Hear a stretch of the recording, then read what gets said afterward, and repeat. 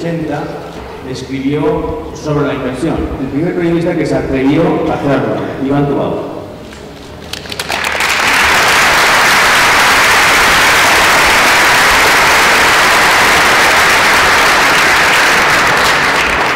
Yo ya había trabajado en Diario de Barcelona antes, cuando se hacía en castellano, y lo dirigía Manuel Martín Ferran, pero ahí ya era en catalán. Era una apuesta que hizo Maragall. Maragall no podía hacerla porque tenía entonces la capacidad de decir lo que había que hacer por aquel diario, en virtud de que era alcalde. No es que fuese una alcaldada, por supuesto. Entonces él creyó en una cosa que mostró una excesiva confianza en la humanidad, lo contrario de John Juaristi, a quien tal vez citaré después si tengo ocasión. Y dijo, es posible fer un diari en català no nacionalista. Y esa apuesta es evidente que la perdió. Pero yo fui uno de los fichajes, por decirlo así, de aquella etapa, y efectivamente yo fui el primero que se refirió, a lo que yo sepa, el primero que se refirió en catalán a la catalanización forzosa, aunque disimulada en aquel momento, de los alumnos. Eso sí, eso está ahí y ahí queda. Pero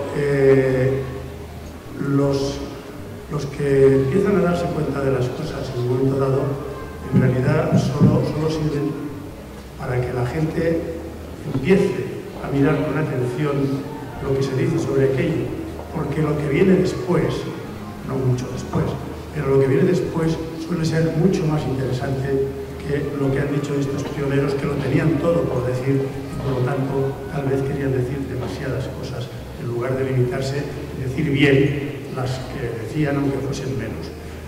Esto es lo que respecto a este asunto. Eso sí, lo de escribir en catalán me pareció clave. Me pareció clave porque primero uno demostraba que sabía escribir en catalán y por lo tanto su posición ante este asunto no se derivaba de una incapacidad de hablar o escribir en la lengua que uno ya veía entonces que iba a ser hegemónica en Cataluña.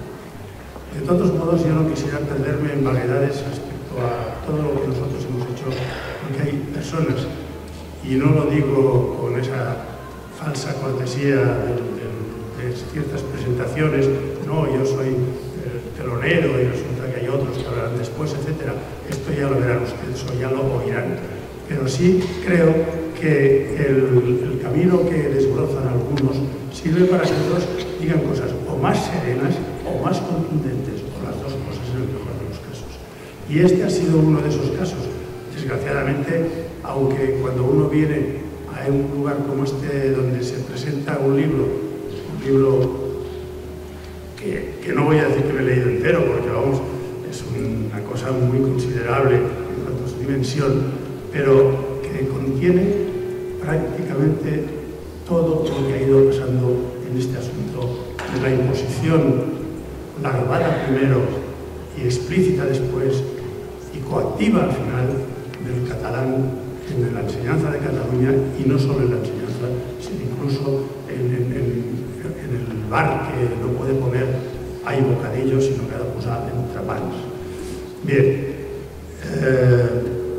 no quiero alargarme, pero sí quiero decirles una cosa significativa y muy importante a mi juicio. Y en un poema suyo, John Juaristi, que ahora está, no sé en qué órbita, pero más se acerca seguramente del señor Vidal Juárez, que tengo a mi derecha, de cualquier otra persona de los aquí presentes y desde luego que yo, pero que incluso simpatizó con ETA en su día y que dijo en un poema: nuestros padres mintieron, eso es todo. Nuestros padres no sé si mintieron, pero el engaño ha sido una de las causas principales de las cosas, no sé si de algunas buenas, pero de las malas que han pasado. Una de ellas, por ejemplo, es que el fascismo se consideró que era Franco. Este libro de Antonio es extraordinario.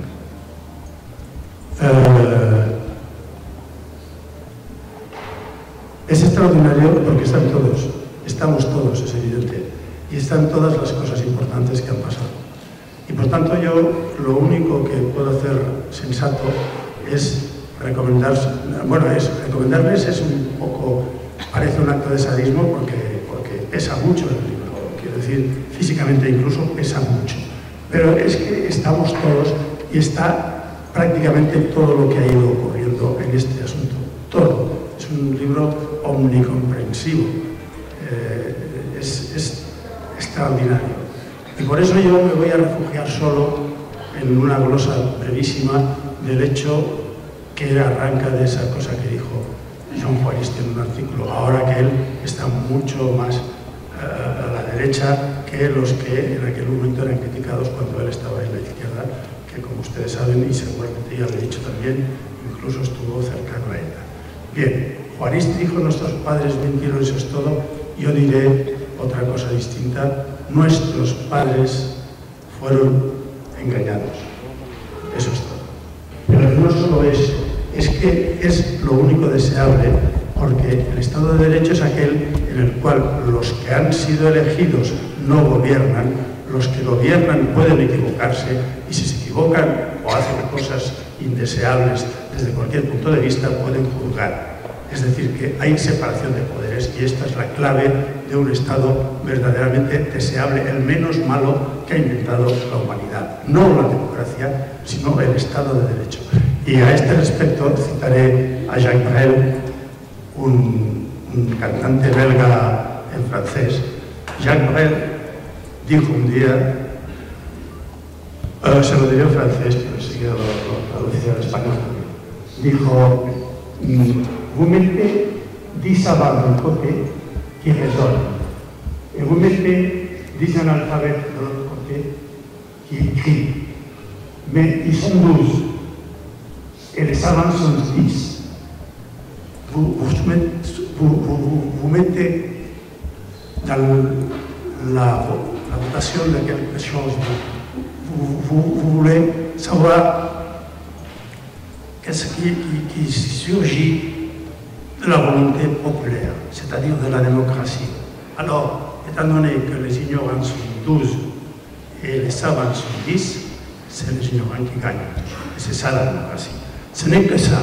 Mais la démocratie, c'est le seul moyen qu'a trouvé l'humanité d'arriver à l'état de droit, qui est vraiment ce qui est désirable comme futur. Jo no veux pas... Ui, ara seguia en francès. Bueno, a veure, seguiré en català perquè es vegi que també en sé, Sí, s'ha d'acabar, i per tant acabaré en català, que és la llengua que correctament hem de parlar. Jo encara recordo quan anava amb el Romà Govern a fer coses sobre cine i el presentador deia ara ve un director de cine que és de Madrid i per tant passarem al castellà, com demanant perdó, ja començaven a demanar perdó per utilitzar el català. I aleshores el Romà Govern i jo vam decidir ell parlant anglès i jo en francès.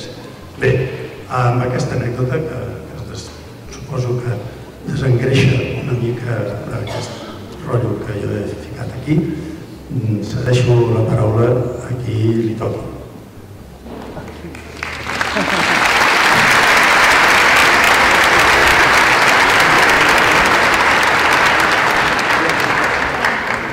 Le doy la palabra ahora a Francesc Moreno, que ha sido el que ha hecho posible que este libro se publicase en la editorial Biblioteca Global, Crónica Global, que además es el primer libro que publica.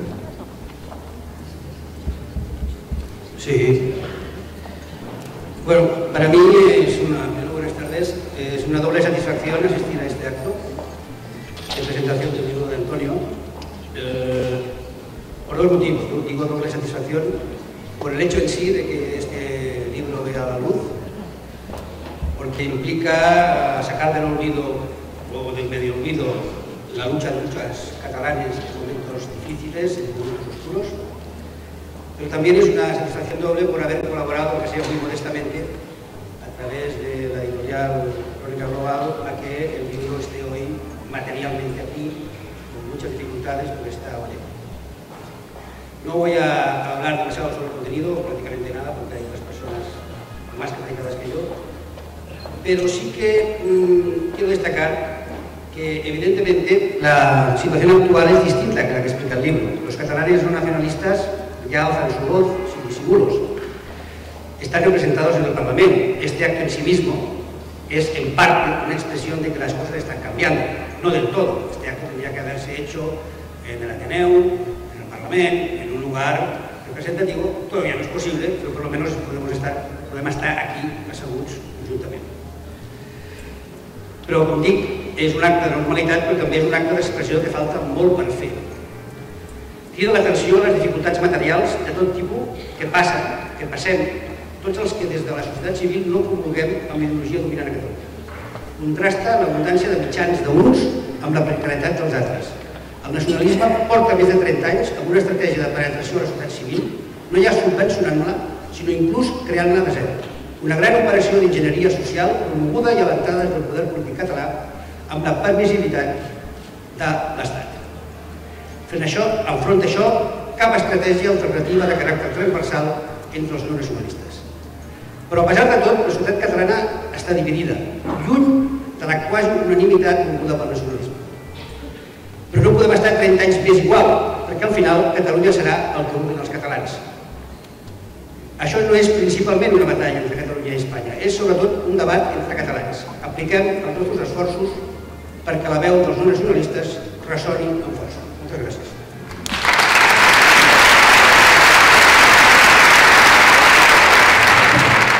Antonio, porque voy a muchas presentaciones de libros y en pocas hay tanta gente. Lo felicito a Antonio y también a ustedes por estar aquí. Sí, mejor me levanto. Para mí, siempre que hablo de estos temas, me produce una sensación contradictoria. Yo soy de una generación que vivió en la escuela de inversión lingüística castellana y que no pilló la inversión lingüística ni la normalización lingüística, porque yo siempre estudié en castellano. Sin embargo, yo era una escolta català. Jo iba a l'agrupament escolta català a Batascarrer. Jo anava per als carrers de Barcelona posant una pegatina vermella i groga que posava en català, si us plau. Yo creo que desde mi periódico, siempre como periodista cultural, he prescrito todo lo que he podido en cuanto a cultura catalana, en cuanto al teatro, a su arquitectura, a la literatura. Yo me siento absolutamente catalán, soy militante de la cultura catalana. Lo que pasa es que esa que suena en catalán y en castellano, simplemente. Yo me daba cuenta que yo decía, bueno, en Barcelona, en el mundo cultural, en el mundo editorial, no hay algunos problemas que piensan en Madrid que existen. Yo iba a presentaciones de Anagrama y a presentaciones de 62, pero después me daba cuenta que el que iba a las presentaciones de Anagrama y 62, aparte de algunos periodistas míos, era yo, porque las presentaciones de Anagrama o Tusquets tenían una tipología y las presentaciones de 62, Ampurias, tenían otra tipología. Era evidente que se vivía cómodamente, pero que existía un problema. Yo no llegué al problema de... Yo creo que la gran cantidad de ciudadanos de Cataluña no llegan al problema de la lengua hasta que sus hijos no van al colegio. Es cuando sus hijos van al colegio que se dan cuenta que hay un problema, que existe un problema. Yo me di cuenta que existía este problema cuando volví de Madrid, llevé a mi hijo a la misma escuela pública que lo llevaba y en tercero de primaria le estaban dando 3 horas en inglés y 2 en castellano. Y había algo ahí que no cuadraba. Fue a la dirección, un colegio excelente, una directora excelente, unos profesores excelentes, pero no tenían respuesta a esa cierta angustia o de conocimiento, porque yo les decía, hombre, si la realidad en la calle suena en catalán y en castellano, la realidad en la escuela tendría que sonar en catalán y en castellano. Antonio dice, bueno, tú eres un periodista y solamente periodista. Sí, en la portada de este libro reproduce una instantánea que está cogida por el fotógrafo Antonio Nadal en el Palau de la Música, creo que era en el 5º Festival de Poesía, Yo cubría el Festival de Poesía de Barcelona para el periódico El Mundo, para toda España, porque entonces no había edición en Cataluña. Y lo cubría con normalidad. Aquel año se produjo una situación para un escolta català com jo, que havia posat cartells de català, si us plau. Se produjo una situación un poco extraña. En el escenario estaba Paco Ibáñez, llenaba el Palau de la Generalitat, la gente que normalmente iba a este festival, y de pronto aparecen unos locos que no sabía quiénes eran, que lanzan unas octavillas, como en la otra época que yo directamente no viví, porque aunque tengo pelo cano, en ese momento era muy joven, más que joven, muy adolescente, y vi como el público se rebotaba con algo, bueno, pues que era una protesta, sobre todo teniendo en cuenta que Paco Ibáñez estaba actuando en ese momento.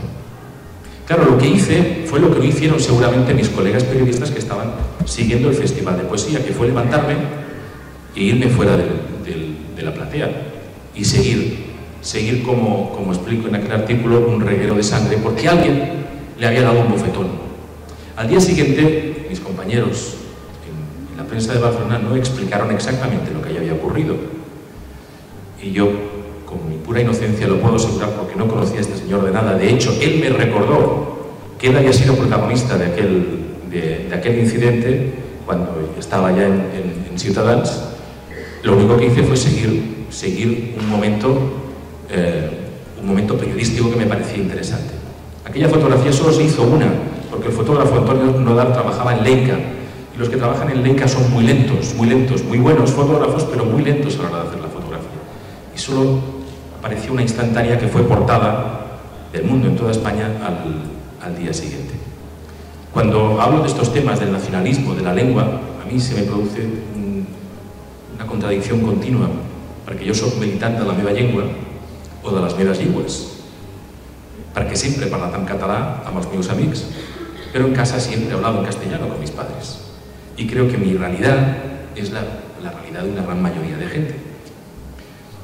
Por eso felicito, y acabo ya, a Antonio, por este libro, porque es muy exhaustivo, es muy concreto, tiene mucha información, muchísima información que es de valor ahora y que será de valor en futuras generaciones para recordar un momento en este país. Felicidades.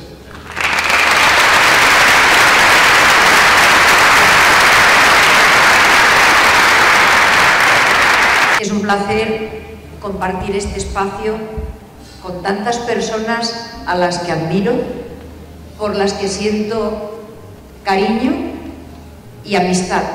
Y no solamente me refiero a los intervinientes formales de este acto, sino a muchos de los que estáis sentados entre el público.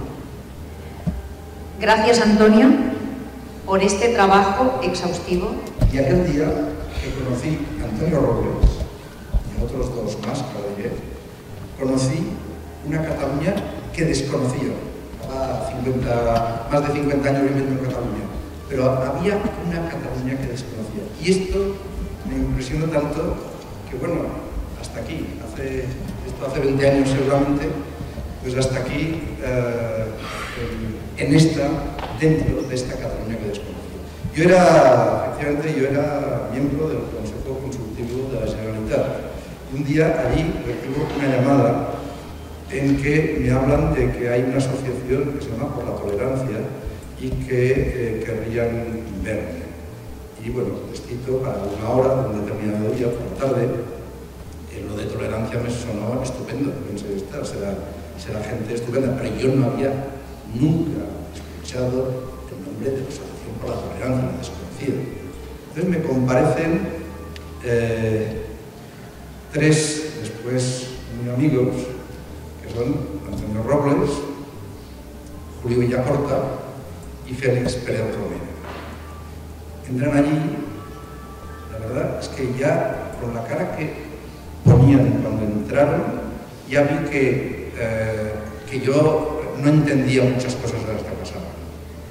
Porque entraban y estaban allí sentados en mi despacho con la cara de estar dentro del búnker de Hitler del año 43, siendo unos un grupo de militantes antinazis y además judíos y comunistas.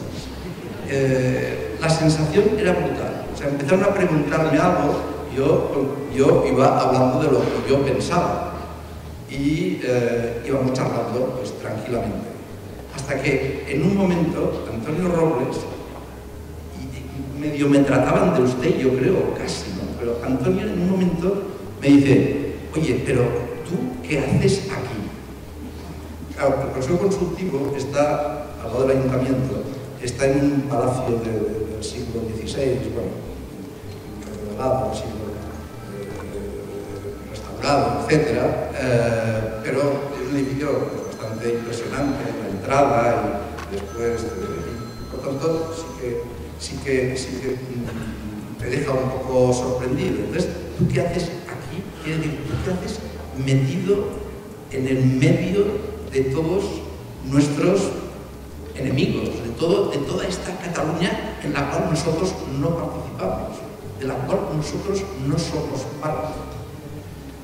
Y entonces vi que bueno, efectivamente que allí pasaba algo y pasaba algo gordo. Si habían venido a mí es porque yo ya había escrito un artículo, no solo en la lengua, cuya situación, la verdad es que desconocía en aquel momento, la situación de discriminación que había respecto a unos ciudadanos catalanes y otros, sino sobre el nacionalismo, sobre la ideología nacionalista y sobre algo que yo pues, nunca he sido, y por tanto que siempre lo he visto como un grave peligro, tanto por las ideas como si estudiando la historia algo que nos ha llevado, ¿no?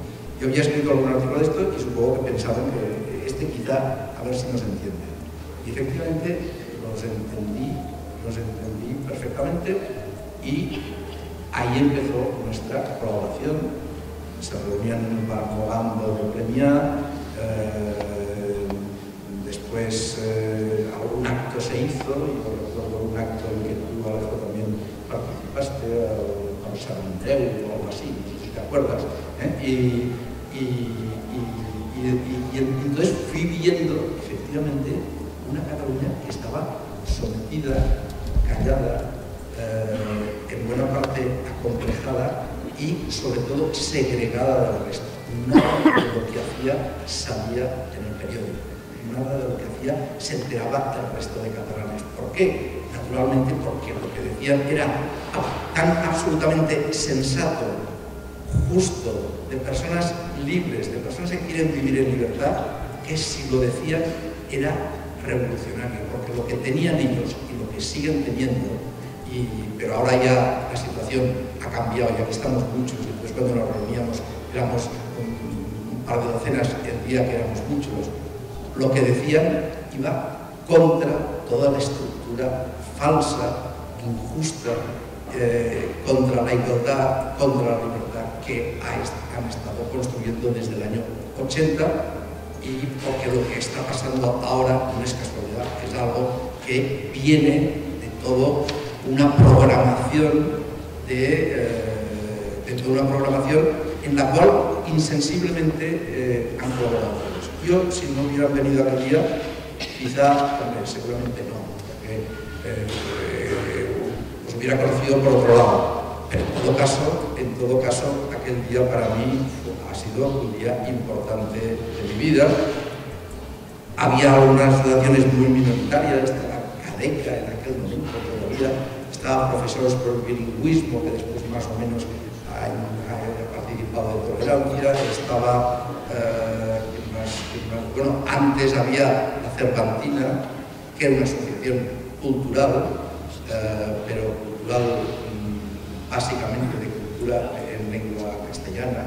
Estaba el gran Antonio III, una persona ejemplar en su conducta moral, en sus valores intelectuales. Ahí estaba, después vino Convivencia, con felicidades Paco por las sentencias, Paco Caja por los autos de este día, no sé si está aquí. Y todo este mundo se movía y algunos más después, se movían efectivamente, como se ha dicho, en la clandestinidad. No en la clandestinidad de tener que ir con nombres supuestos, etc., pero sí que había que, la sensación que se tenía es que eras un intruso en una sociedad que no quería ver, que no quería saber, que no quería ni enterarse de lo que era.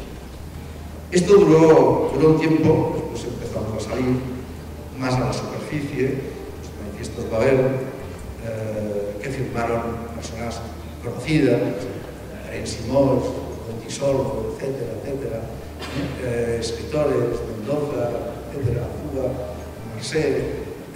Esto ya era forzoso que saliera en el periódico. Así esto fue subiendo.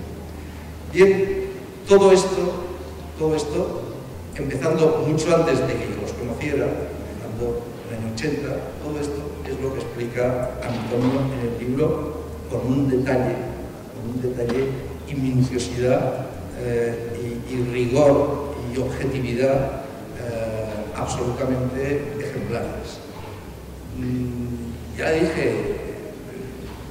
recibo el libro, aquel día yo cenaba con unos amigos, llegué a casa a las 12:30 o algo así, me cojo el libro, ya llegaba aquel día, me lo empiezo a leer. Ya le dije a Antonio que me lo encontré por casualidad al siguiente, en un asunto, en algún acto público que nos encontramos. Le dije, pero cabrón, he ido a las 5 de la mañana por culpa tuya, a dormir, por culpa tuya, porque lo cogí y vi que allí estaba buena parte de mi vida en reuniones que yo me acordaba, en actos que tampoco me acordaba, en actos que sí que me acordaba, y en lo que me acordaba coincidía con la versión que das absolutamente. El libro, para mí, totalmente es un ejemplo de detalle, de objetividad, los detalles y de verdades.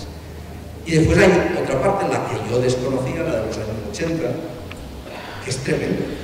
Esta aún me ha impresionado más, pero ya lo sabía, más o menos, en líneas generales, pero es tremenda. Ahí sale Terra Lliure, ahí salen raptos, ahí salen amenazas físicas, ahí salen unas cosas terribles que no nos enterábamos. Yo no me enteraba, yo soy lector habitual de periódicos, vivo en medio de todo esto. Yo no me enteraba. Ahí salen cosas que no llevaban los periódicos. Hemos vivido una democracia en Cataluña,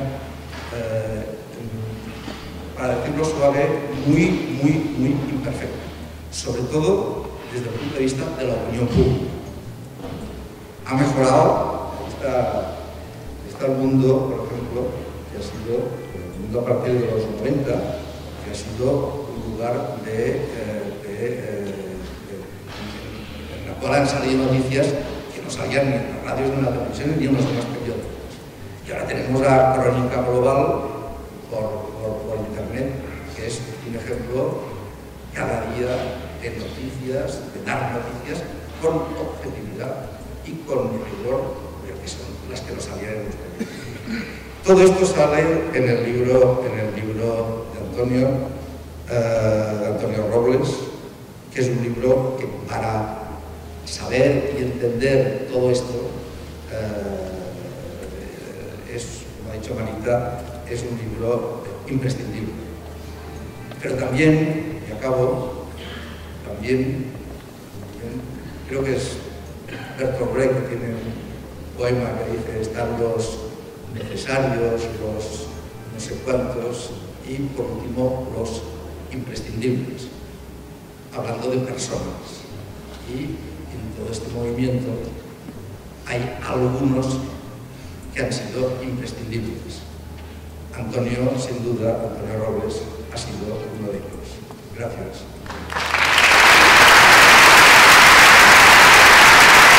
Políticos que podían terminar en partido y que lo publicó hace unos años. Yo se lo propuse, se lo tuvo que pensar, al final llegamos a un acuerdo, no estaría en la mesa. estaría en primera fila y le pasaría el micrófono. Y le voy a pasar el micrófono. Yo creo que se merece también un aplauso.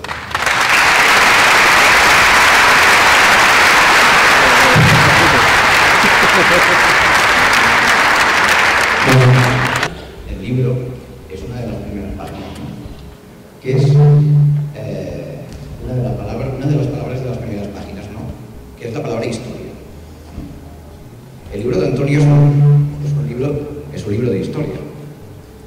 Y la historia, lo hemos discutido muchas veces con Antonio, a los periodistas nos gusta poner adjetivos. Él, no sé si lo ha olvidado, también fue periodista. Nos gusta poner algún adjetivo, nos gusta poner més poca formatge, no diguéssim a veces. Pero bueno, la historia tiene unos hechos y aquí yo le tengo que agradecer a Antonio, porque si alguna cosa en este acto nos une es que estamos aquí por él, básicamente. Es que a mí, en ese tiempo, en el 2006, a mí, sin saber que pensaba como él, poniendo diferentes adjetivos de los que él ha puesto en este libro, él me ayudó a hacer lo que él definió, y él ahora pues, ya ha reconocido a Francesc de Carreras que le agradece que defina su libro como un libro objetivo. A mí lo primero que me dijo en una cafetería de la calle Gran fue que había escrito un libro honrado, ¿no? Recuerdo esa frase y te la quiero agradecer hoy, porque la recuerdo mucho. Y para un periodista eso es bastante importante en los tiempos que corren, ¿no? ¿Cómo surgió la idea de hacer ese libro, ¿no?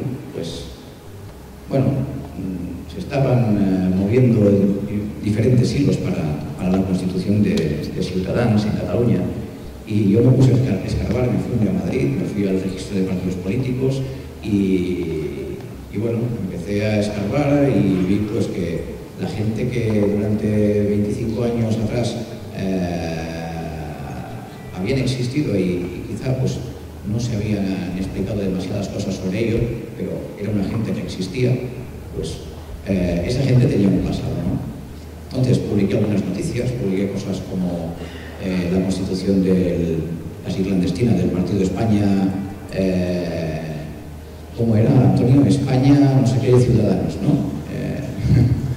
Bueno, los partidos previos a Ciudadanos, ¿no? ITL, ISO, España Mestiza, todas esas previas que antes que Ciudadanos existieron y como mucho la gente conocía que existía la tolerancia, ¿no? Como Marita ha recordado, ¿no? Bueno, lo publicamos en el periódico, yo trabajaba en Avui en esa época, y a través de eso vinieron y me propusieron la idea de una editorial, tienes que hacer un libro contra Boadella. Y digo, coño, si yo soy un periodista de los que encima ni firmo manifiestos, porque hay periodistas que también firman manifiestos y no pasa nada. Yo soy de los periodistas que no firman manifiestos. Un libro contra Boadella. Y digo, hostia, si a mí Boadella me encanta. No sé, yo tengo un tío en América, me encantó, y Son una maravilla me encantó, y Operación Uhu me encantó, y tantas obras, ¿no? Luego también había Arcadio Espada por ahí, ¿no? Que había sido profesor, no mío, pero sí de muchos de mis compañeros en la Universidad de Fabra, y digo, hostia, sí, a mí esa pinta de joven airado que tiene Espada me encanta. No, pero tienes que hacer un libro que se llame Boadella y compañía, ¿no? Hombre, pues me interesa más la compañía que Boadella, ¿no? Me gusta Boadella por su teatro, me gusta Espada por su pinta de joven airado, por muchas cosas de las que dice, pero a mí me interesa mucho más la compañía, ¿no? Y recordé entre mis papeles de hemeroteca diversos encuentros que había tenido a lo largo de mis inquietudes culturales y sociales con Rafael Ávila, que corre por aquí, con cosas que decía Antonio, con esa parte de esta gente que existía y que ponía otros adjetivos a hechos que sucedían y que a mí me interesaban, básicamente. Y ahí, pues, Antonio me ayudó, Rafael me ayudó, Francesc de Carreras me ayudó, muchísima gente me ayudó, Félix Pérez Romera, se lo tengo que agradecer muchísimo también, me ayudó muchísimo, y sin ellos el libro que escribí no hubiera podido ser posible, ¿no? Todo eso, naturalmente, el otro día recordábamos con Antonio que nos llevamos 18 años, él ha hecho este libro y recoge algunas de las cosas que a mí me contó, que me contó Francesc, que ese encuentro en el Consell Consultiu con 3 elementos de la clandestinidad, ¿no? Por decirlo así, ¿no? Y la verdad es que me he sonreído porque he recordado mucho pues, cómo a mí me fue contado y cómo me fue contado de la manera más objetiva, y yo luego puse algún adjetivo que quizás les gustó o que no, pero que los hechos estaban ahí. Y por eso ahora que voy alguna vez a Premià, pues me paso por la Plaza de la Sardana y veo que el Mogambo ya no está. Bueno, son cosas que los periodistas que aún intentamos o intentábamos pisar la calle, esto nos hace gracia, ¿no? Y bueno, y con eso, pues, por Antonio, por las relaciones humanas que hemos llevado todos estos años, pues por eso estoy hoy aquí, ¿no? sin más, ¿no? Sí que recuerdo una cosa una de las primeras veces que nos encontramos con Rafael Ávila, me riñó, porque a mí se me escapó un vosotros, ¿no? En un momento dado, ¿no? Cuando no estaba haciendo de periodista, sino que estaba haciendo de persona, porque aparte de ser 28 años socio del Barça, también voto, ¿no? Y él me dijo, ¿has dicho vosotros? Y yo le dije, perdón, Rafael, creo que no existe el vosotros y el ellos. ¿Por qué? Pues porque a mí me gusta ellas coincidencias curiosas, ¿no?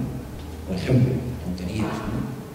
Pues a mí me gusta que Antonio sea el primer diputado que ha ido con zapatos deportivos al Parlamento, pero que el segundo sea David Fernández, ¿no?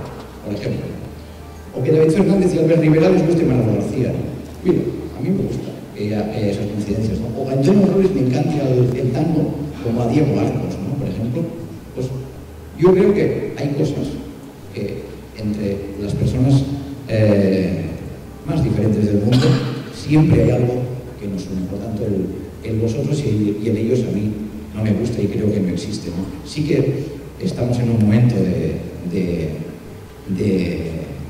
yo diría, de imponimiento de posiciones, de mentiras, incluso, ¿no? De verdades por muchas partes, y que aquí yo creo que hemos de poner en valor esas coincidencias, quizá anecdóticas, que cara a cara, persona a persona, nos unen, ¿no? Hoy estamos aquí por Antonio, y yo le quería agradecer que me haya invitado y a vosotros que me hayáis dejado hablar. Gracias.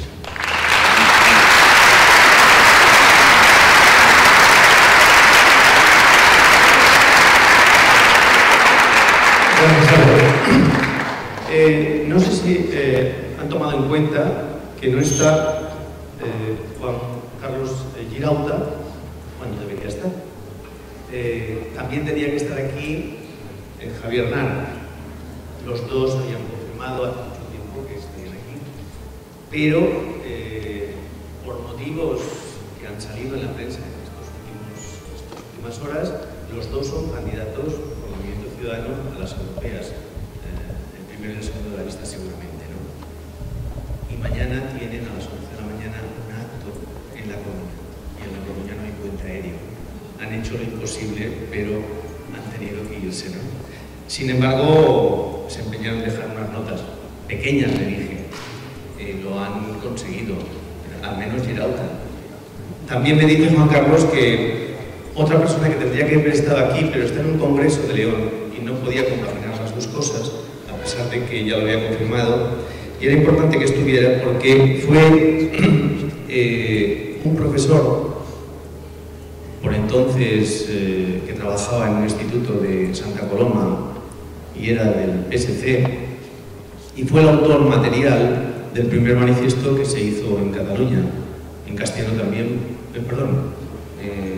el manifiesto de los 2300, o por la igualdad de los derechos lingüísticos en Cataluña, en 1981, y por el cual Jimeno Los Santos recibió un tiro después de un secuestro.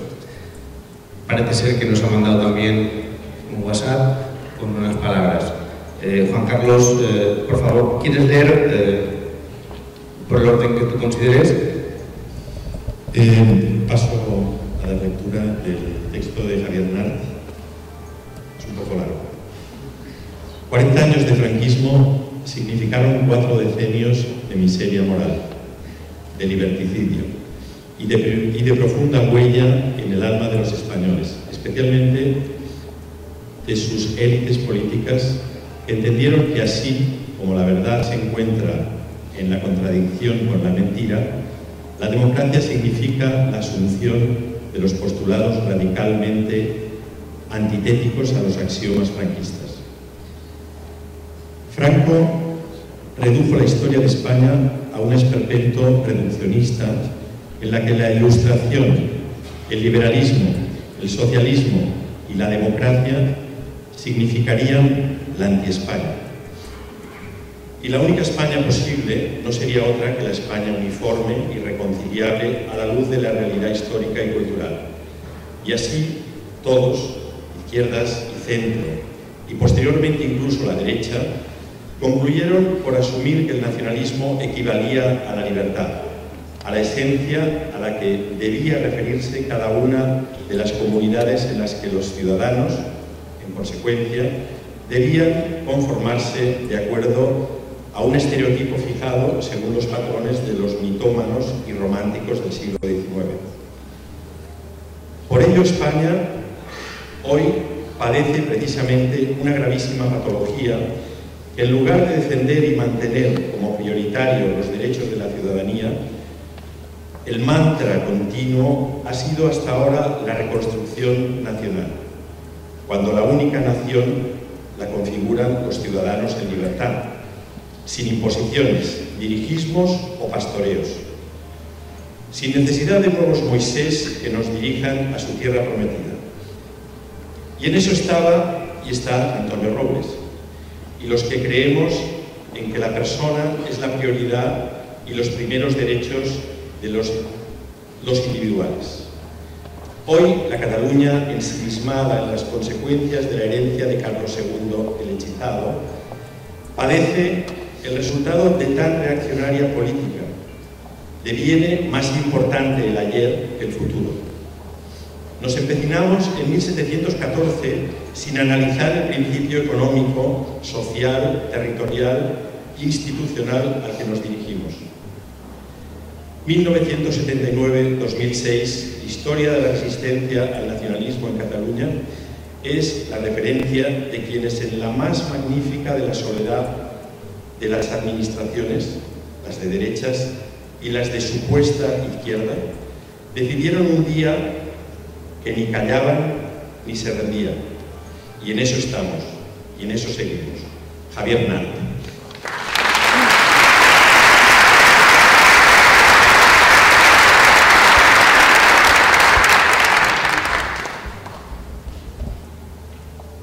Paso a la lectura la nota de Juan Carlos Girauta. Querido Antonio, amigos, compañeros, todos y cada uno a los que presentáis hoy el libro de Antonio Robles y muchos de los que estáis sentados escuchándolos, sois parte de una historia silenciada y maldita, ahogada o tergiversada por los cronistas, por los historiadores, por los periodistas, por los listos adocenados y por los tontos útiles de esta Cataluña, a la que, a pesar de todos los pesares, no renunciaremos. Felicitémonos, hemos frustrado los planes que para nosotros tenía el nacionalismo y que se resumen en la ocupación de nuestras conciencias y de nuestras voluntades. Es una excelente noticia que Antonio haya recogido las peripecias de la dignidad y de la razón, la historia de la lucha contra ese destino aciago que nos preparaba. Una lucha que, repito, nosotros ya hemos ganado. No lo olvidéis nunca. No ocuparon nuestra conciencia ni nuestra voluntad. Hemos ganado. Aunque hoy no esté con vosotros por obligaciones insalvables, vosotros siempre estáis conmigo. Juan Carlos Girauta.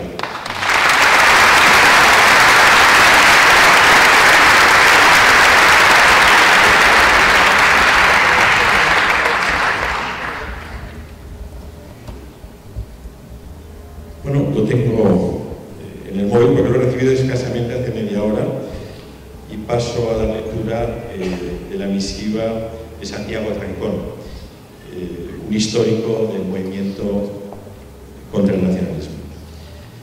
Dice así: desde León, mi apoyo a este acto tan necesario como valiente.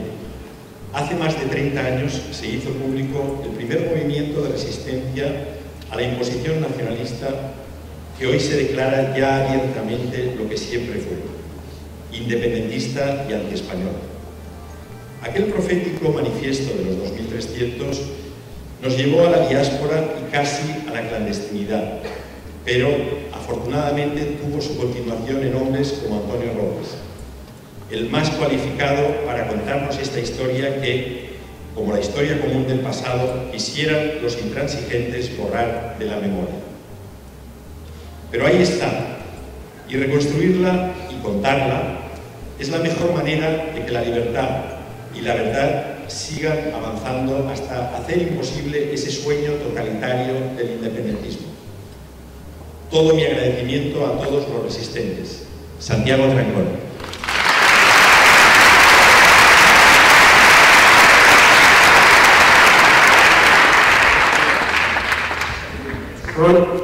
Jesús Royo será el siguiente en intervenir, catedrático de catalán, que tuvo las mieles del éxito cuando no estaba tan decidido a defender el bilingüismo como lo defiende después, y después todas las mieles del nacionalismo cuando defendió esta causa perdida de la resistencia.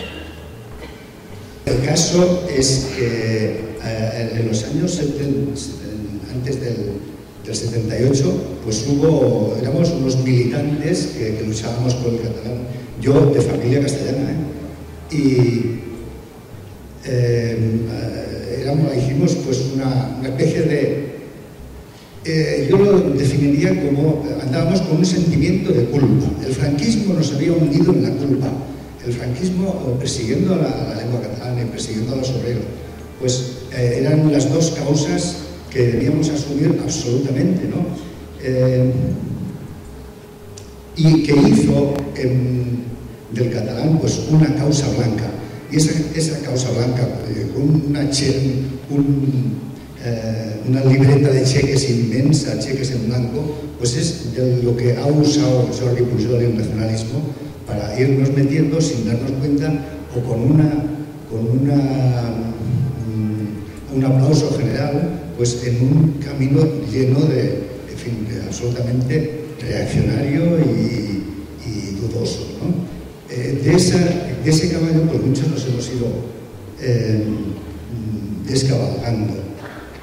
Pujol fue feliz el día en que Candel se le rindió y le presentó homenaje y vasallaje total. Ese día Pujol vio que tenía muchos años por delante para ir aplicando su política. En ese momento yo creo que la culpa del franquismo se hizo con el poder, ¿no? Y lo estamos padeciendo, pero ese es mi análisis.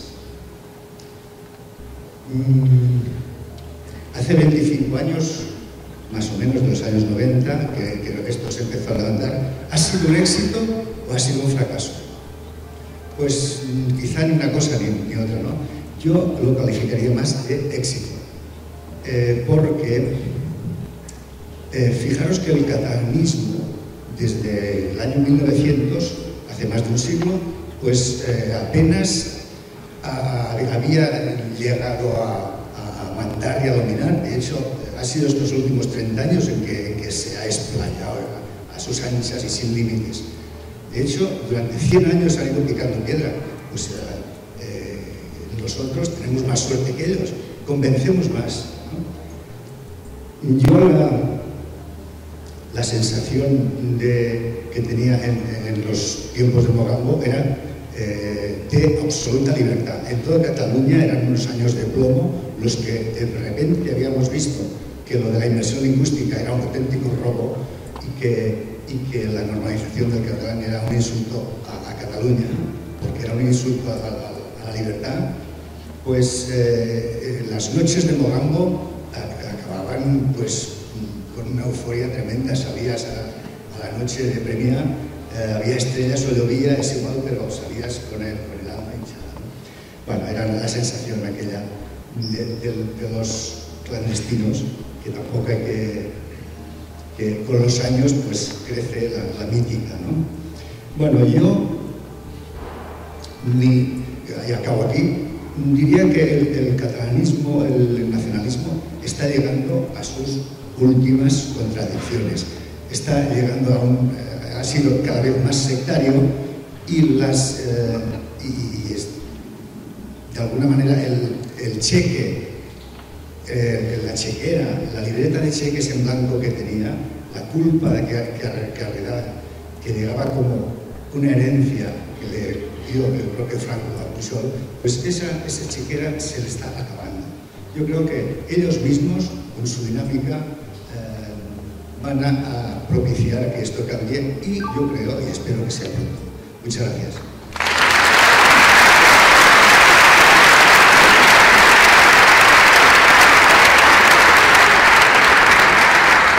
Le voy a pasar la palabra ahora a Inger Engswijk, que les hago una pequeña biografía, que es sueca y ha venido expresamente para este acto.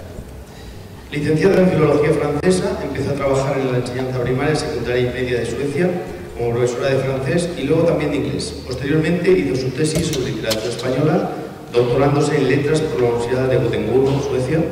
Tradujo varios autores y publicó estudios sobre Miguel de Unamuno, José Ortega y Gasset, María Zambrano, Fernando Sabater, Eugenio Trías, Mario Vargas Llosa y Juan Goytisolo. Ha traducido la obra de Mario Vargas Llosa y de Juan Goytisolo y ha organizado el Simposio Internacional sobre la obra de Petan Todorov en 2004 y Simposio Internacional Aprender a Pensar en la Universidad de Lund en 2005. En la actualidad ocupa la cátedra de español en la Universidad de Lund y es asesora del Ministerio de Educación sueco.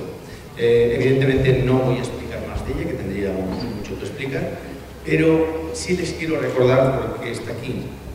Nos conocimos en una ponencia sobre la Ley de Educación en Cataluña, en el Parlamento de Cataluña. Había venido recomendada por Convergència i Unió, concretamente por la actual consellera Irene Rigau, para hablar sobre educación. Seguramente, como siempre, para utilizar a nivel internacional eso que ellos quieren tener, esa autoridad que no tienen aquí. El problema que tuvieron con Inger es que se encontraron con una mujer libre que piensa por sí misma y no sigue guiones. Yo me acuerdo que disfruté aquel día. Disfruté muchísimo. Ver en Cataluña, ver en el Parlamento, ver en esa comisión, donde aquello es la cueva de Alibaba y los 40 pensamientos idénticos. Y alguien piense en términos...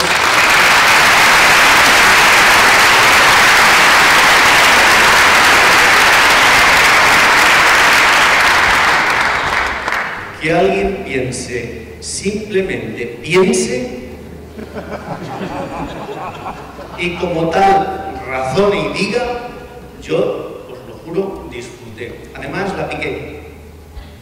Y no se hizo el sueco, ¿eh? La sueca no se hizo el sueco. Y respondió. Yo creo que hay que agradecerle muchas cosas, pero yo le agradezco especialmente una.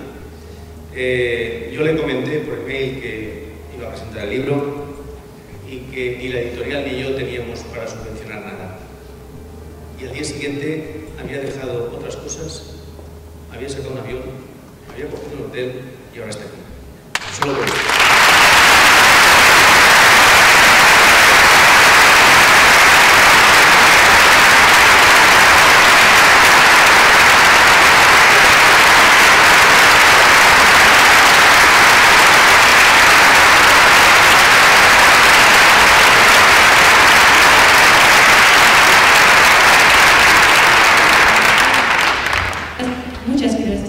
Todos ustedes. Yo, ante todo, soy una profesora. Soy profesora de idiomas, de literatura, de historia, de humanidades. Y cuando he leído el libro de Antonio he reaccionado como una profesora, porque a mí me interesa el conocimiento, el arte de pensar. Intento hacer pensar a mis estudiantes. Leyendo el libro de Antonio,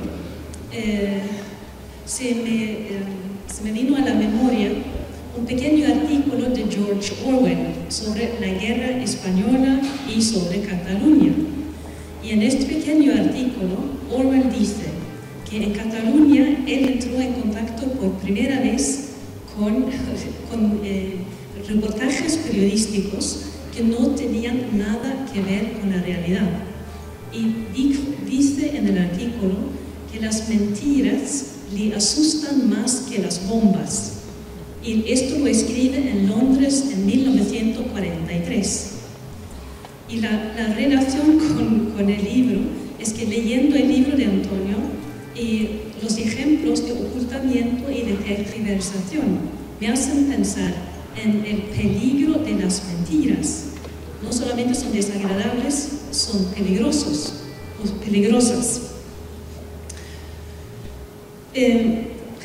Leyendo el libro y desde mi perspectiva, lo que me queda de todos esos datos etc., es que esto sucedió en Europa, en un país moderno, a la vista de todos. Esto es lo increíble, lo inaudito, a la vista de todos. Pero si uno continúa, pues podemos decir que casi con la complicidad de, si no todos, de muchos. Esto es lo trágico, lo realmente llamativo. Y si hago una pequeña enumeración de algunos de los actores pasivos y activos que se mencionan en el libro, primero se habla de los partidos políticos a nivel nacional, tanto los socialistas como el PP, que para poder gobernar en Madrid hicieron pactos con los nacionalistas regionales. Es algo, claro, conocido. El libro habla mucho de los sindicatos obreros y docentes. Los sindicatos obreros que tenían miembros hispanohablantes y que no entendieron, no supieron identificar la lengua como una causa obrera y dejaron pasar momentos muy importantes. Esto es que se presenta en el libro como una clara traición a los miembros, que es un sindicato que no defiende a sus miembros. Y lo que se dice de los sindicatos docentes no es tanto, pero a mí quizá me interesa tanto o más. Primero, los sindicatos no defienden a sus miembros hispanohablantes. Eso número uno. Un sindicato que no defienda a sus miembros. ¿Qué tipo de sindicato es ese? Número dos, el sindicato docente que no defiende el derecho de los alumnos a aprender, a usar su lengua, etc. Y un sindicato docente que no defiende los valores del conocimiento y de la verdad. Pero ¿qué tipo de sindicato docente es ese? ¿O son esos? Porque eran varios. Así que eso y otros que traicionaron, gente mía también, la universidad. Hubo lingüistas y hubo historiadores que colaboraron de manera dudosa con ese movimiento. Es una cosa, pero los demás universitarios no protestaron. Eso también es una colaboración. Pero ¿cómo pueden ser universitarios y no protestar contra verdades? Pero ¿qué tipo de universitarios son? Además, tenemos el mundo de la creación cultural, el cine, el teatro, la música, que recibió subvenciones condicionadas políticamente. Y tan contentos, parece. Así que colaboración activa y pasiva, esto es muy, muy duro. muy, muy duro, pero eso es también algo que se aprende de todo eso y que va más allá del caso catalán. Eso es algo que sucedió en Cataluña, pero podría suceder en otros lugares. Y para mí, eso es lo que yo quiero, intento sacar una lección de todo. Me pregunto, ¿pero qué se puede aprender de lo que ha sucedido? Y algo muy importante, y por eso el libro es tan largo, es que las cosas suceden paso a paso. Cada paso no es tan importante. Pero después de medio año, un año, viene otro paso. Y después pasa un año y viene otro paso.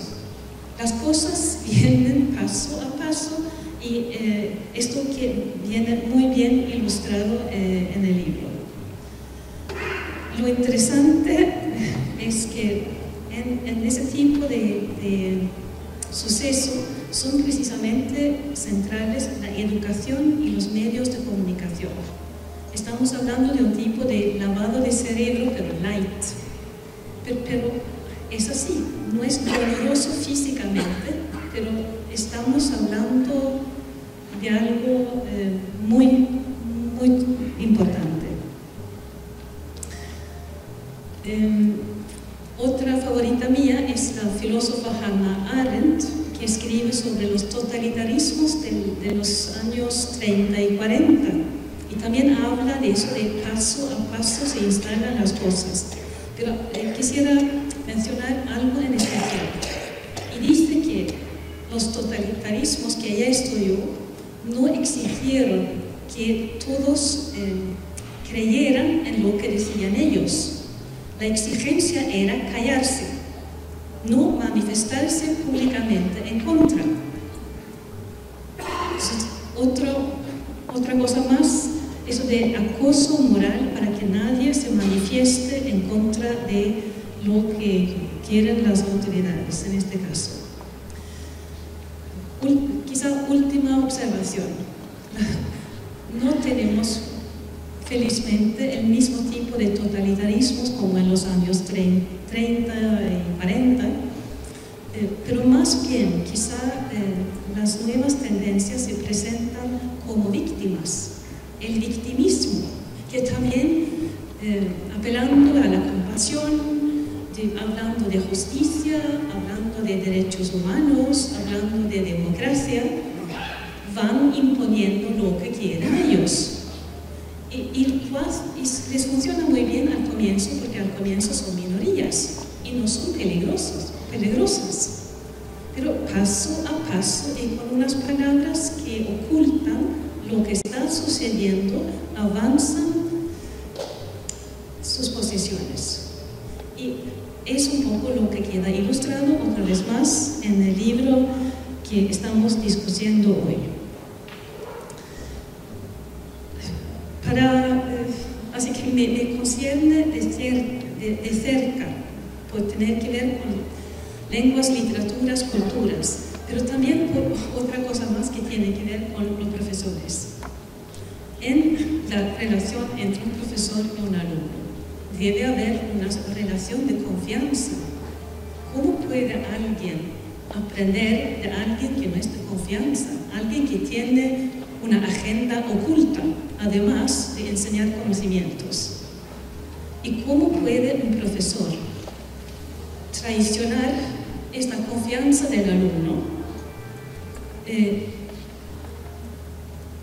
poniéndole de contrabando otras ideas que no pertenecen a lo que debe enseñar un profesor? Además, un profesor tiene también una relación de confianza con la sociedad. Son los demás ciudadanos los que le permiten o le pagan por ser profesor, que le confían sus hijos. Es también una relación de confianza. Y si el profesor se convierte en agente de una ideología, y no solamente de profesor de biología o lo que sea, hay aquí un problema de ética. Alguien lejos de Cataluña podría oír hablar de ese problema en Cataluña y podrían decir, pero los catalanes, bueno, muchos de ellos votan a los nacionalistas, ¿qué problema hay? Yo diría que sí, que hay un problema, pero ¿cómo formular el problema? Y quizá una posibilidad sería utilizar la palabra limpio. Esto no ha sido un proceso limpio. Y me acuerdo de...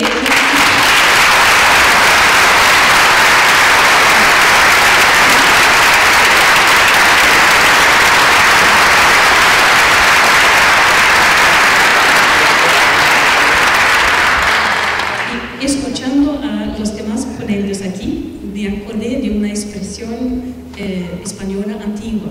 En el siglo de oro, de vez en cuando, en Lope de Vega sale la expresión: esto no es trigo limpio, esto no es trigo limpio.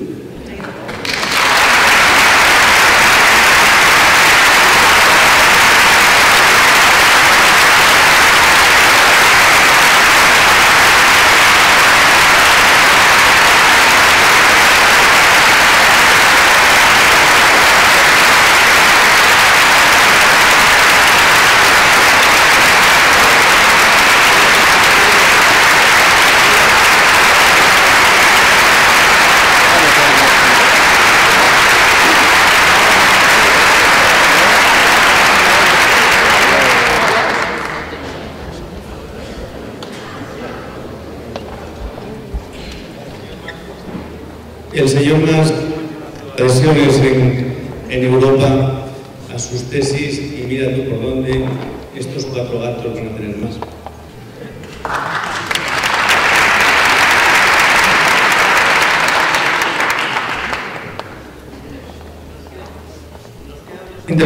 Nos quedan 2 intervenciones. Félix Ovejero acaba de llegar. Te doy la palabra.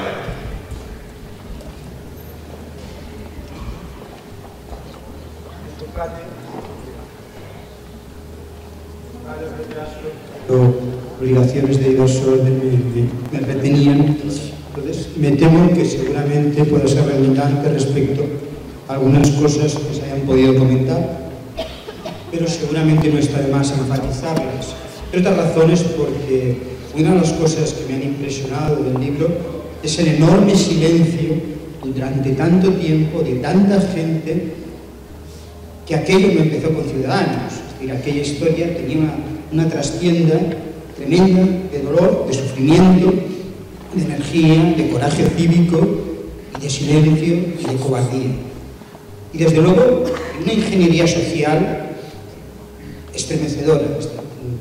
Si hay alguien que lo diseñó, y cuesta mucho evitar las conjeturas conspirativas cuando se observa el guión minuciosamente elaborado, en donde el lenguaje se pervierte, las palabras significan todo lo contrario de que el sentido común nos invita a pensar que significan, aparecen neologismos.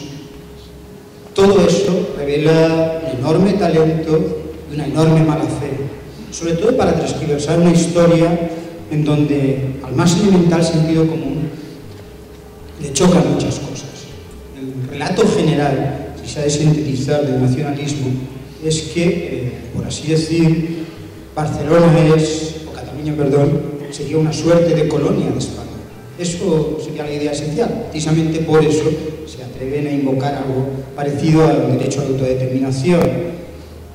Si uno repara que esta es la región más rica de España, que los 20 políticos primeros cobran más que los presidentes de lo que los políticos equivalentes de España, que los supuestos colonos viven en la periferia, en los barrios más pobres, los supuestamente oprimidos, en los barrios más ricos, que la composición de la población no se corresponde con el relato.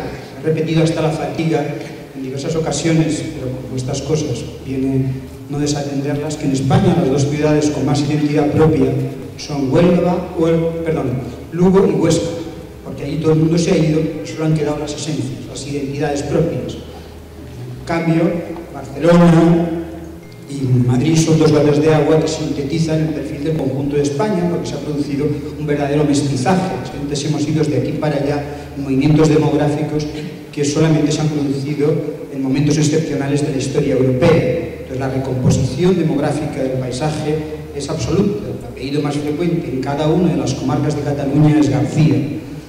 Si uno mira cuál es la composición del Parlamento, mientras mientras que desde el punto de vista de las lenguas maternas, el castellano tiene el 55% de la población, en el Parlamento sería el 7%.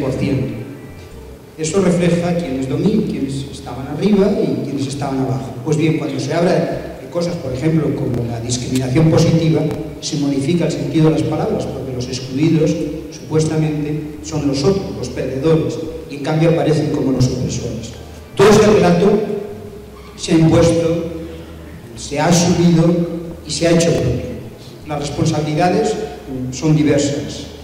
Yo quisiera señalar a los míos, en mi tradición política, y es la izquierda. Todo esto no hubiese sido posible sin que la izquierda ha comprado una historia que no se corresponde en nada, en donde se sentencia la identidad como principio de ciudadanía, es decir, vincula la idea de cultura como el centro de gravitación de la ciudadanía, no un conjunto de individuos que comparten y luchan mutuamente por defender sus derechos y libertades, en donde la lengua oficia como un criterio de exclusión, como una barrera de ascenso social, en donde se habla de las balanzas fiscales, incluso se juega al pan, a la idea de establecer fronteras sobre la base de identidad, con ideas, con conceptos como los de países catalanes, y eso que violenta las instituciones más elementales y los principios más básicos de la izquierda, por diversas circunstancias que sería largo de contar, se ha reproducido y se ha mantenido. ¿Cómo ha sido posible? Cuesta entenderlo. La ingeniería política ha sido mucha. A mí se me ocurre algo, no voy a hacer otra cosa que avanzar una conjetura de por qué en los últimos tiempos eso se ha ahondado. Y esto tiene todo el carácter de una conjetura. Y es lo siguiente. Yo creo que España hoy es una sociedad, pues, con una sociedad razonablemente democrática, con sus cosas mejores y sus cosas peores. Pero desde luego, si nosotros hacemos una foto fija de lo que era la España de hace 40 años, si queréis 50, desde luego, por supuesto, la más inmediata posguerra, las cosas han cambiado mucho. Entonces, de un tiempo, Cataluña, Barcelona en particular, era el centro de gravitación cultural y las élites. Fuera era un IRIA, tampoco es que esto fuera un MIT, pero vamos, no estaba la cosa mal, ¿no? Pero de pronto, en España, las cosas han crecido, hay muchos polos culturales, en las universidades hay gente que está dando vueltas por el mundo, y, claro, empieza a ser muy interesante. No digo que no haya gente con sumo talento, y algunos de los economistas que hay por ahí dando vueltas y dando la tabarra al servicio de ciertas cosas que se corresponden un poco con su bonomía científica, con sus convicciones últimas de la ciencia, de pronto descubren que hay que competir en un escenario más amplio.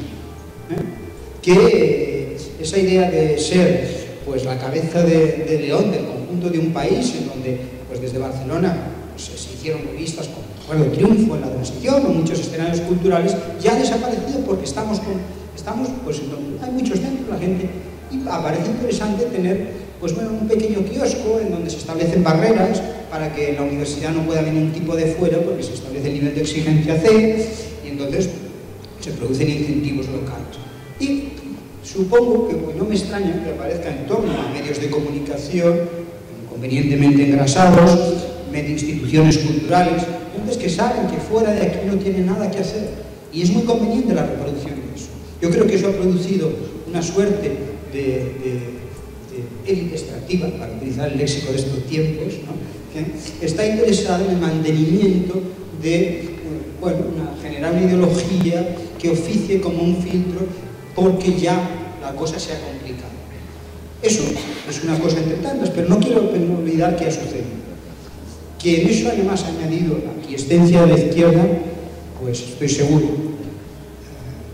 Recuerdo que cuando, con esto termino, no sé cuánto tiempo han empleado los demás, pero seguro que ya les he contado lo esencial, que cuando salieron Ciudadanos, el hombre que más debe saber de Ciudadanos de Cataluña, que es el señor Culla, escribió un artículo en El País, donde dice, bueno, esto es el techo, esto ya sabemos lo que hay, está bien, pero la medida está tomada y las elecciones han marcado, pues estos pobres chicos no dan más de sí, son 3.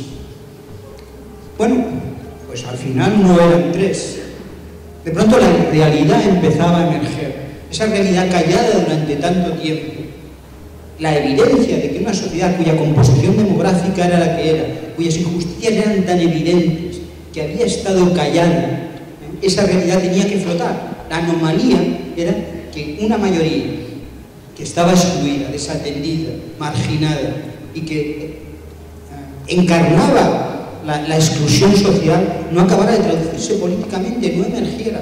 Aunque fueran inútiles los líderes de Ciudadanos, que no lo son, eso tenía que salir por algún lado. Y eso ha salido.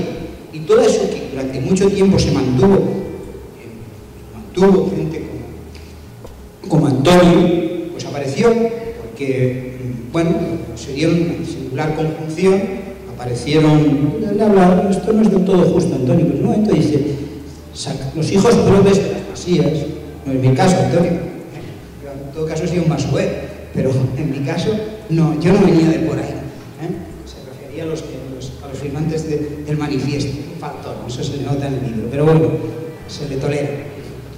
Pero eso salió, y salió porque tenía que emerger, porque finalmente, yo creo que así lo encarna psicológicamente, él es un ilustrado, yo casi diría un hegeliano, como francés, cree que al final la razón se impone, la justicia y todas esas cosas.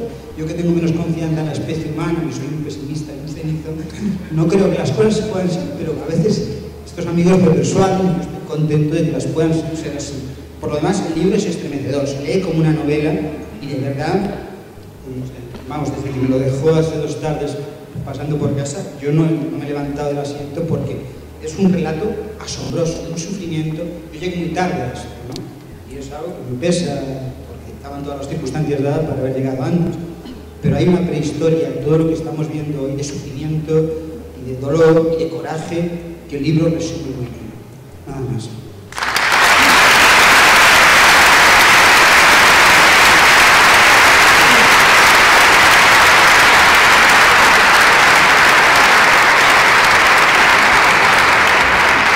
Gracias, Javier. La última intervención se la dejamos al primer político que en Cataluña acabó haciéndonos caso. Yo no sé si le convencimos a él o él se convenció con nosotros o yo qué sé, pero lo cierto es que desde entonces no ha faltado a su palabra y siempre ha cumplido con lo que había dicho. Y además eso le dio resultados productivos. Fue el mejor resultado electoral que ha tenido nunca el PP aquí, porque no lo ha tenido Sánchez Camacho, ya que si hacemos cuentas y ponemos electores de entonces y electores de ahora, y lo hacemos en términos relativos, siempre saldrá ganando la opción que encabezó Vidal Quadras a mediados de los años 90, ¿no? Pero, lo que son las cosas, Aznar prefirió pactar con el de siempre. Y este señor tuvo que declinar. Lástima que en aquel momento no rompiera la baraja. Me dejo de la palabra.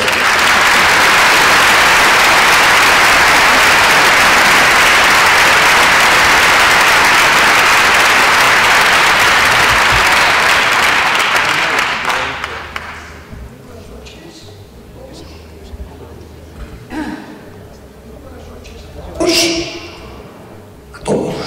Ahora, es una ocasión para mí.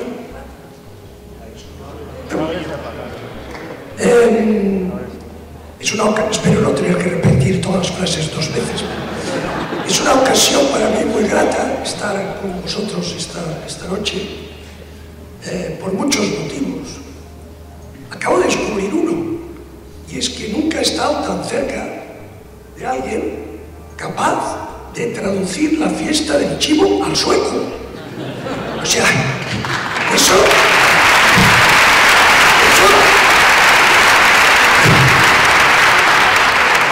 no es traducción, eso es una hazaña intelectual de primer nivel. Por tanto, Inger, de verdad, estoy admirado. Fantástico. Y después también por ver a tantos buenos amigos, algunos de los cuales hace tiempo que no veía. Me ha pasado una cosa extraordinaria. Muchos de los que estáis aquí, estamos aquí, salimos en el libro, somos personajes del libro. Y podría nombrar a tantos que salen en el libro que estaría toda la noche, pero es que aquí en primera fila veo a Ana María Torrijos, que es una de las personas que sale en el libro.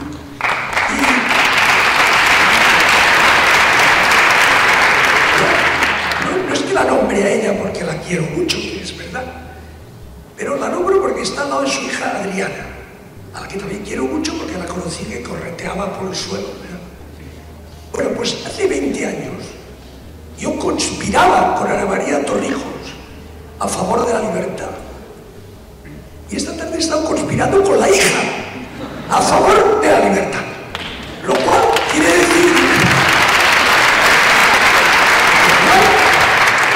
decir que seguimos en la brecha, mal que les pese a algunos. Y también es una ocasión para mí muy feliz, porque hemos venido a presentar un libro,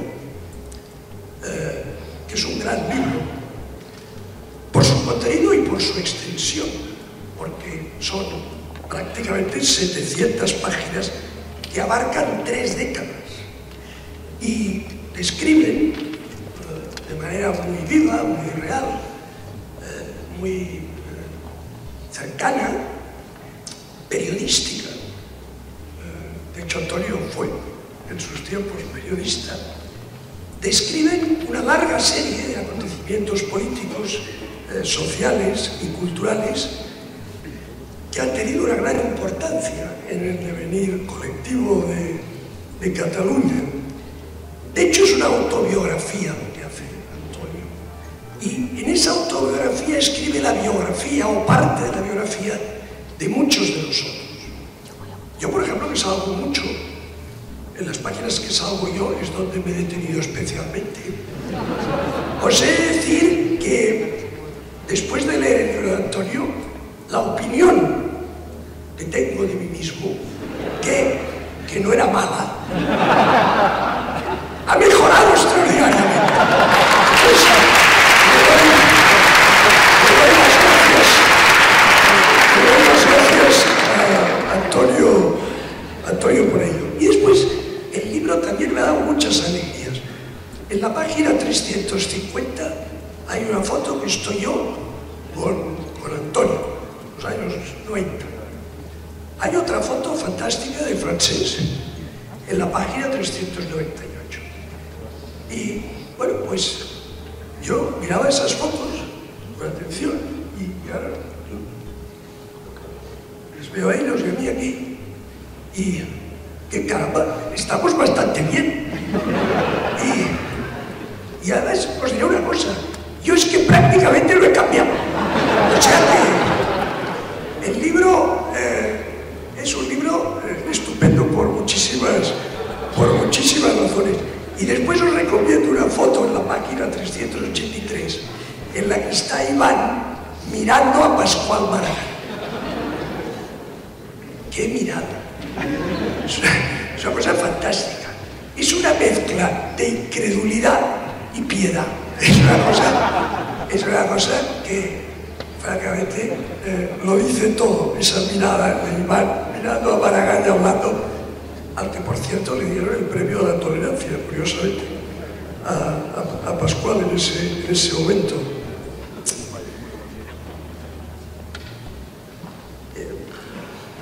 La autobiografía que ha escrito gran parte, ya digo, Antonio, es una autobiografía de una persona que ha estado siempre al servicio de una causa.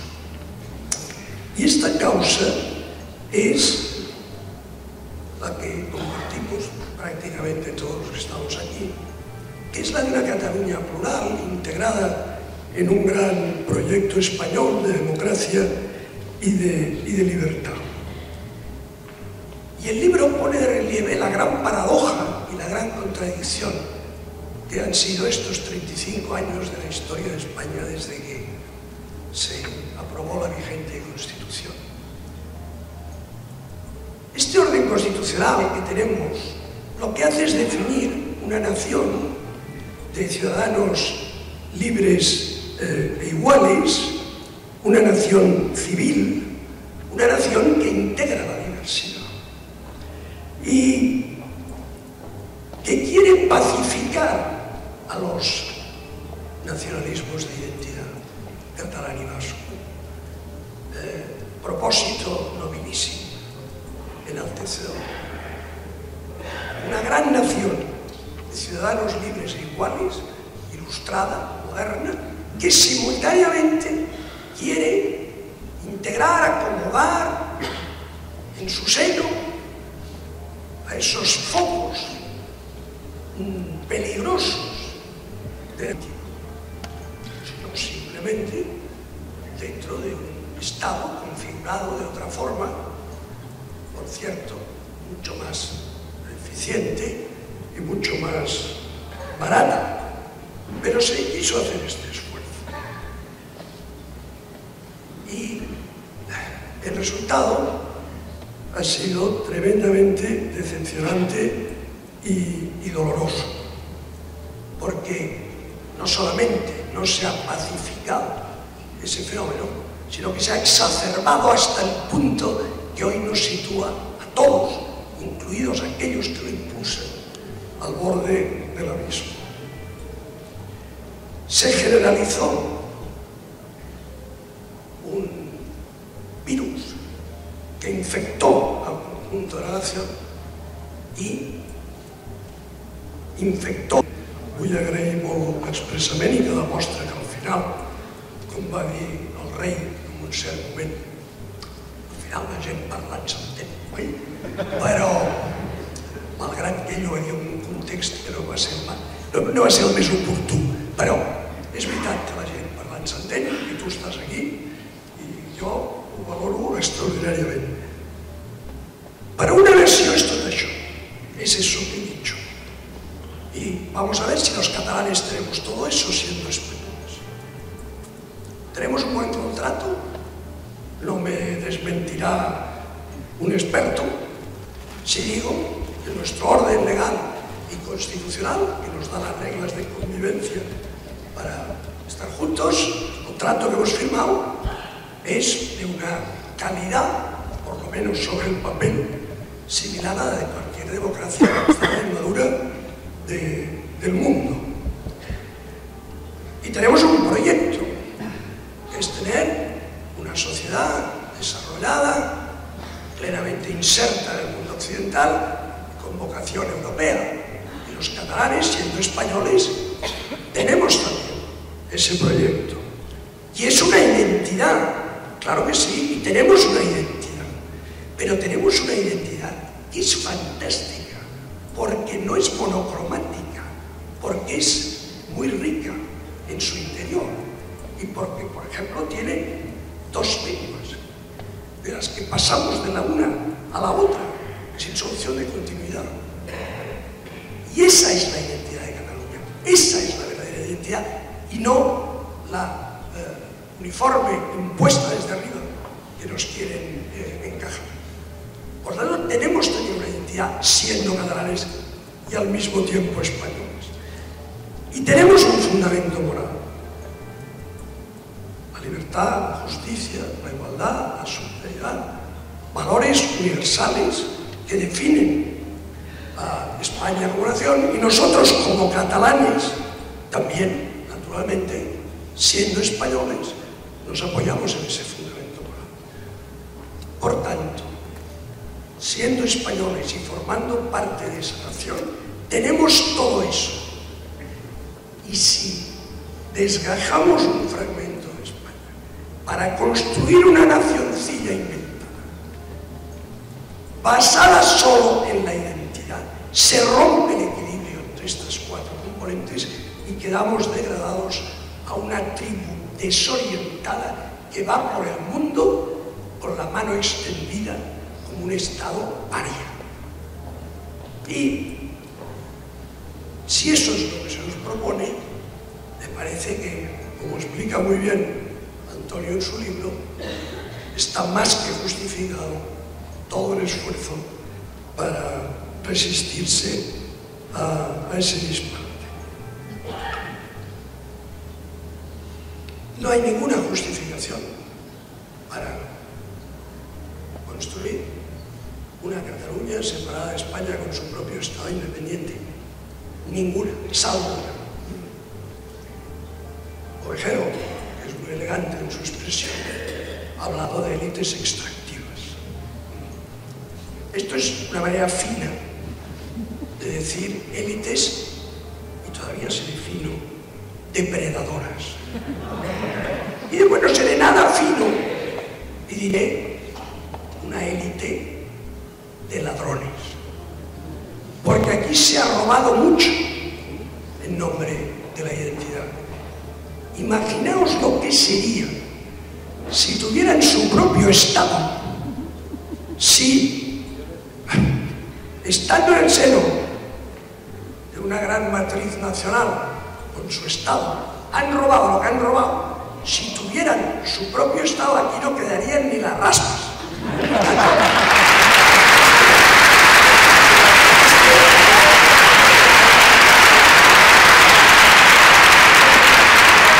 Este es otro motivo.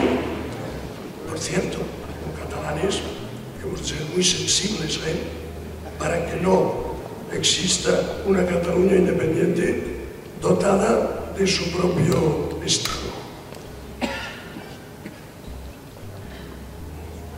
¿Cuál es la gran tarea de los catalanes y de los españoles en general en estos momentos? Es una tarea que tiene tres objetivos: reformar el Estado para hacerlo viable y eficiente, transformar España en una sociedad competitiva, capaz de crear valor añadido y de tener éxito en el mundo global, y por supuesto transformar esta partitocracia degradada que padecemos en una verdadera democracia constitucional. Y para cumplir estos dos objetivos necesitamos hacer algo, y es neutralizar a los nacionalismos separatistas. ¿Por qué, como explica el libro de Antonio, esa obsesión por la lengua? Decía Antonio, es que no sé si te convencí o no te convencí. Te aseguro que predicabas ya a un convencido, o sea que no te fue difícil convencerme. Pero, ¿por qué esta obsesión por la lengua? Porque los nacionalismos de identidad siempre buscan un factor diferenciador. En el caso catalán no puede ser la etnia, no puede ser la religión, no puede ser la cultura, porque aquí todos compartimos la cultura europea y occidental. Entonces hay que buscar algo que diferencie, que separe, que cree barreras, y lo único que hay disponible es la lengua. Pero como además Cataluña habla, vive, sueña, se ríe, se expresa en dos lenguas a la vez, hay que borrar una del mapa. Y el libro de Antonio está centrado en la resistencia al nacionalismo separatista, básicamente por la cuestión lingüística. No es que esté concentrado en un aspecto parcial, porque la lengua representa y simboliza y encarna toda esa lucha por la libertad y por el pluralismo, porque es el factor que utilizan los nacionalistas catalanes, los separatistas catalanes, para construir su imaginario particularista, porque no disponen de otro. Y de ahí, naturalmente, se deriva que la lucha por la libertad en Cataluña y por el pluralismo se ha tenido que concentrar de manera fundamental, como explica Antonio, en la lucha por los derechos individuales en el terreno lingüístico. Y ahora viene la parte esa tan bonita del mensaje. O sea, sabéis que los políticos siempre lanzan mensajes. Bueno, pues yo voy a lanzar un mensaje para acabar. Si no, no estaría cumpliendo con mi obligación. Sería un mal político si no soltara un mensaje.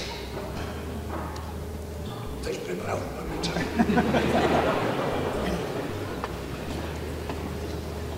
El mensaje es el siguiente. Nuestro problema hoy es un problema de reforma del sistema. Tenemos un problema de estructura.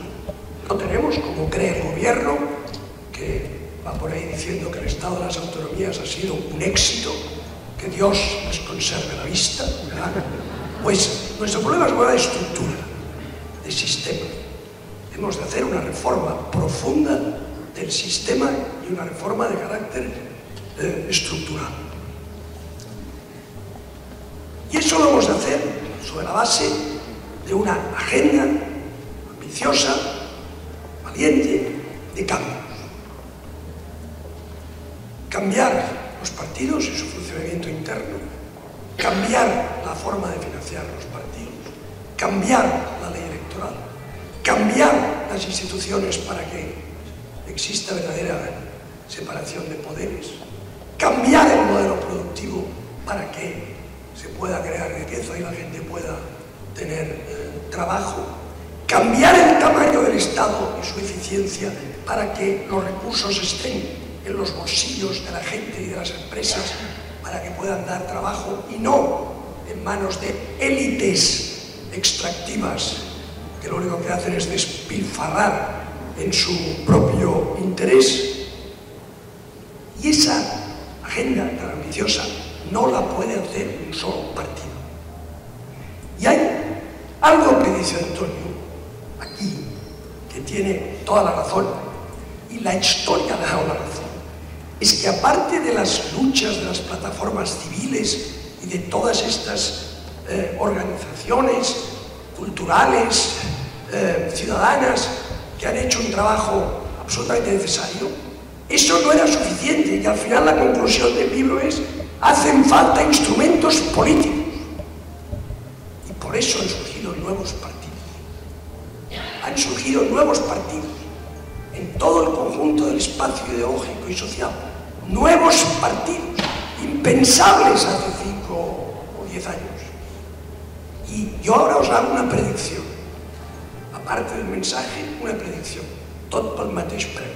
Mira, dentro de 3 o 4 años, el mapa político español será completamente distinto al que conocemos hoy. Acordaos del día que os lo he dicho, el día de la presentación del libro de Antonio. Completamente distinto.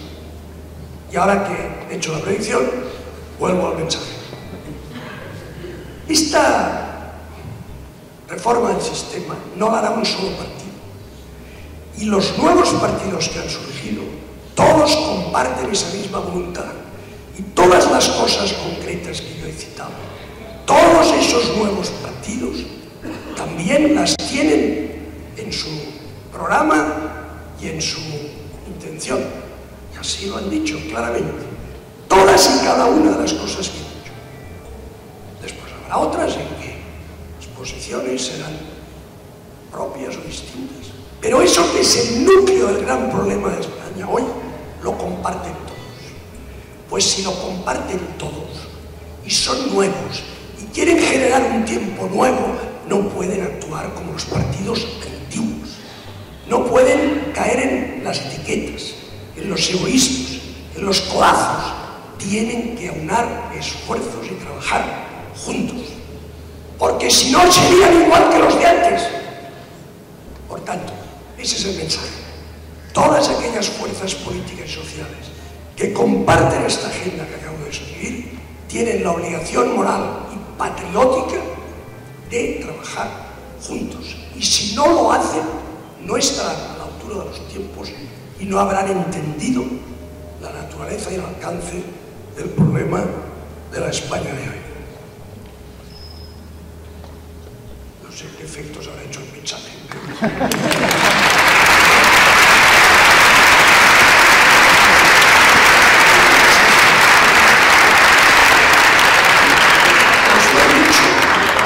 Os lo he dicho con toda claridad.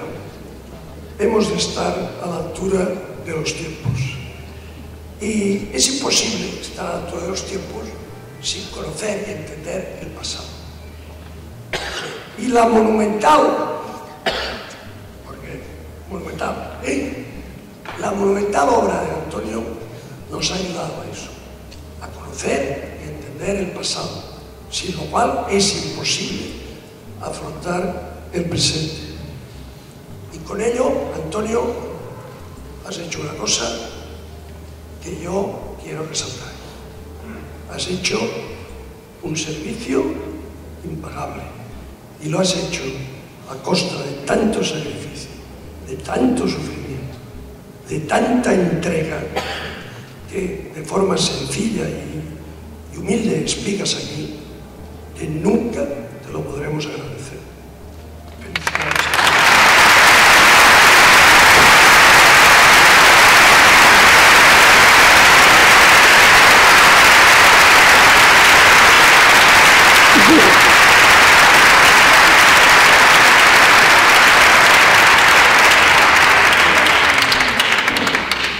Félix Pérez Romera, que ha sido fundamental en esta resistencia, estuvo al origen de Tolerancia, estuvo en el origen de Foro Babel, estuvo en el origen de Ciudadanos, y seguramente sin personas como él no hubiera sido posible hacer esto. No podía estar al principio por cuestiones inevitablemente familiares, pero ha prometido y ha llegado. Le damos Félix 3 minutos porque la gente ya creo que se va a ir. Te doy la palabra.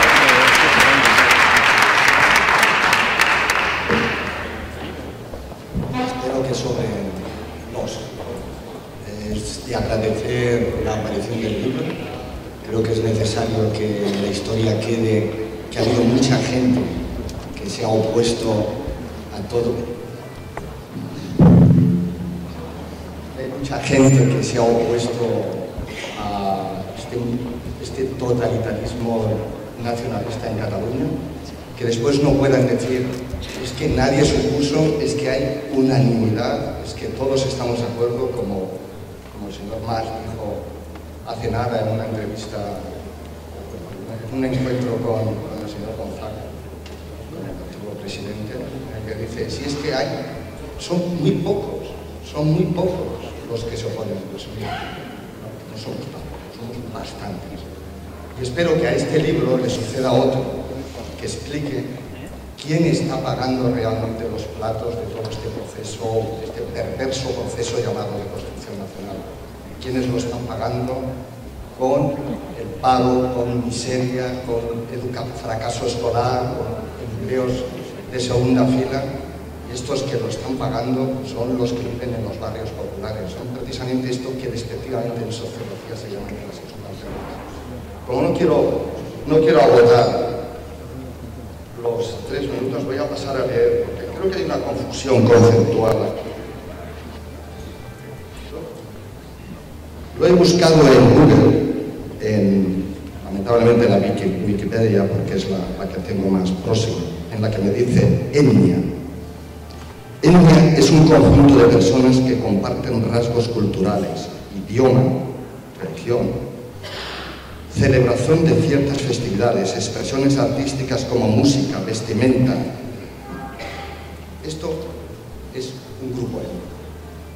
Y lo que estamos asistiendo en Cataluña es a que un grupo étnico está construyendo un país de base étnica, con un parlamento étnico, con un gobierno étnico, con políticas de distribución de recursos étnicas, y que está expulsando del cuerpo político a otro grupo étnico que existe aquí. Y no me gusta hablar de grupos étnicos porque en política todos sabemos lo que ha representado hablar de grupos étnicos y el daño que ha causado. Pero lo que no vamos a hacer es olvidar que lo que están haciendo precisamente los nacionalismos es traer a primera fila de la política la etnia.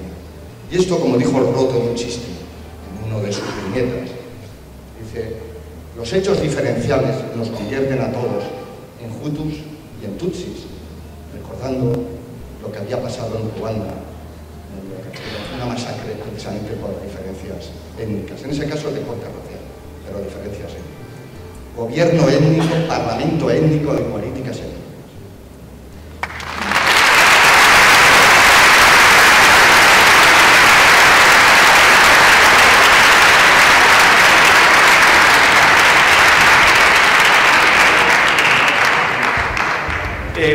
Nos hemos extendido ya demasiado, seguramente muchos de ustedes estarán ya cansados, no obstante tendremos que darle la posibilidad de preguntar alguna cosa. Por favor, si alguien quiere preguntar alguna cosa, 15 minutos, porque algunas personas se tienen que ir ya 15 minutos solo, y si quieren preguntar algo, que se atiendan única y exclusivamente a la pregunta, dirigen a quien se la va a servir. Hola, buenas noches. Yo solo quería comentar algo que he fijado esta noche que ha ocurrido aquí, pero lo que nos hace pensar en los americanos. Pues no sé si se me está explicado que tiene una cámara durante toda la noche, se quedó minutos, un cuarto de hora. Le hemos preguntado quién era el TV3. Y nos han dicho que lo que estaban grabando saldría en el canal 324 horas.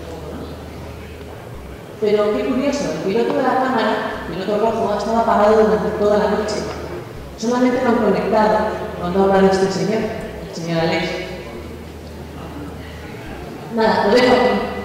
Pensad vosotros lo que queráis. Es una pena, ¿no? Es una pena que todos los catalanes no puedan escuchar esta enseñanza de la esta noche. Que se van a perder. O todos vosotros.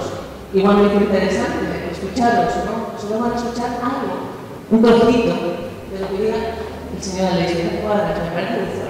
Pero bueno, ahí lo dejo, pensad vosotros lo que queráis. Así estamos en Cataluña.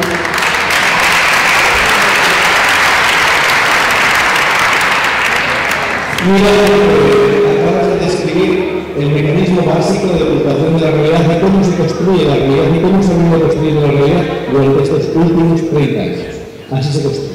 Se omite todo lo que no interesa y se resalta lo que ellos creen que interesa a su electorado para satanizar el resto. Entonces sí apareceremos nosotros con el libro y demás para satanizarlo. Esa es la realidad.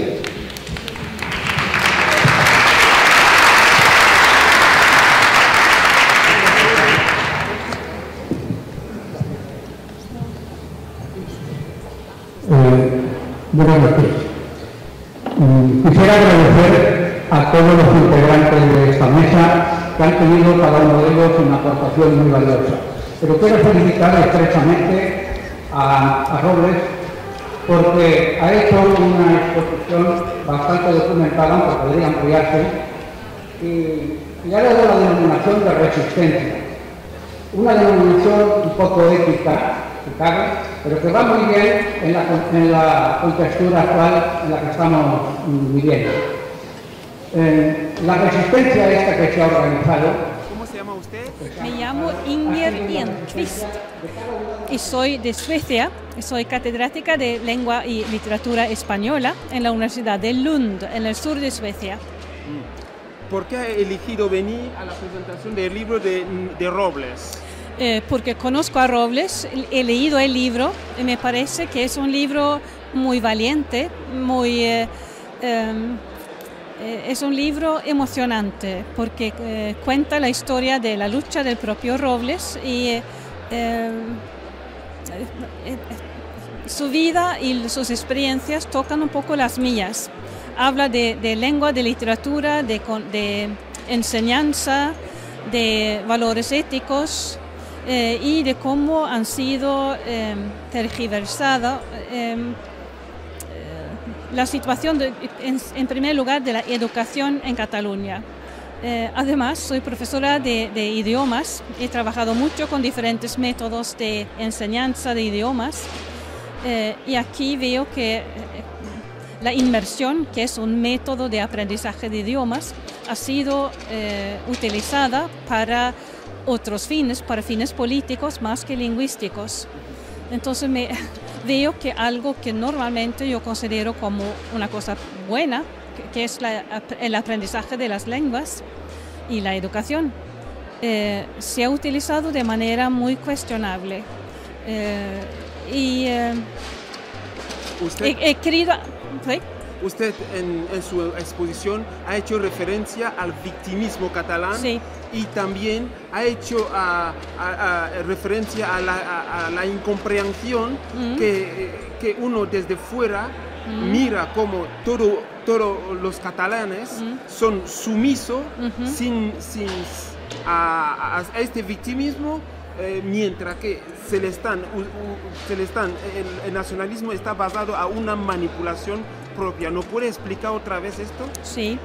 He estudiado durante mucho tiempo en los totalitarismos europeos del siglo XX. El comunismo, el fascismo, el nazismo de los años 20, 30, 40. Y lo que ellos describen cómo se impone una ideología, bueno, el estudio sobre estos ismos muestran cómo se impone una ideología a una población. Lo que he visto ahí es que se suele hacer paso a paso. Una reforma, una nueva ley cada 6 meses. Y por eso es una manera de conseguir que la población no reaccione de manera clara y distinta, o con distinción.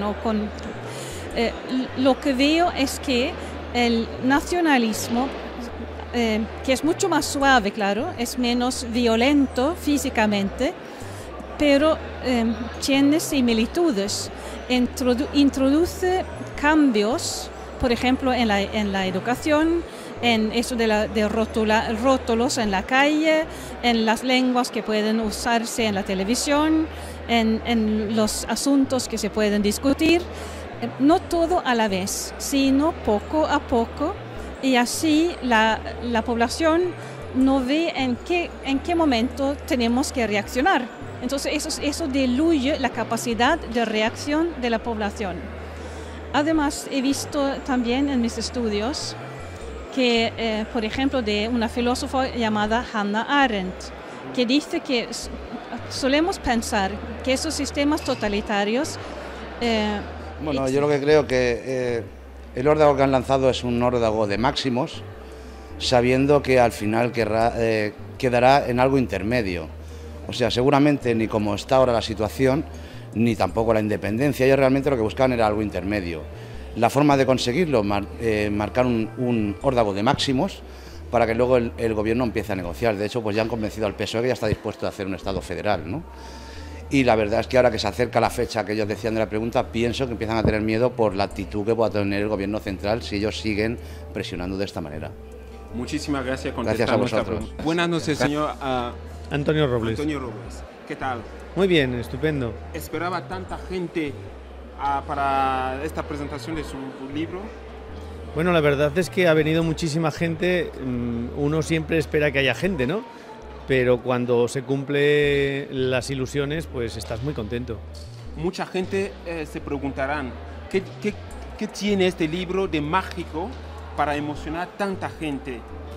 Pues seguramente muchos sentimientos, muchas historias, muchos desgarros que han ocurrido y se han ocultado. Y aquí se exponen con cierta delicadeza, con un sentido de relato histórico, en donde encajan demasiadas traiciones, demasiadas exclusiones, demasiadas mentiras, y cuando se ven reflejadas en ellos o en ellas, y sustituido o restituido su honor y su dignidad, yo creo que es agradable porque te reconfortas con la vida y con la verdad, ¿no?